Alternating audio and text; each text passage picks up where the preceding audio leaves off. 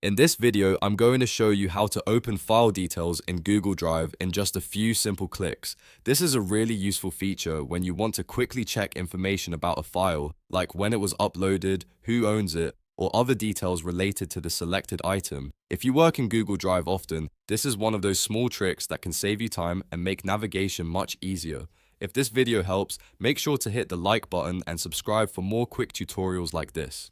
Alright, let's jump right in. First, open Google Drive in your web browser. You can do this by going to drive.google.com and signing in with your Google account if you are not already logged in. Once Google Drive loads, you'll see your files and folders on the main screen. Now, the important thing here is that you need to select a file first. Click once on any file you want to inspect. Just a single click is enough, and this will highlight the file, so Drive knows which item you want to work with. After you've selected the file, look toward the top right corner of the screen. You should see the View Details icon, which looks like a small circle with an eye inside it.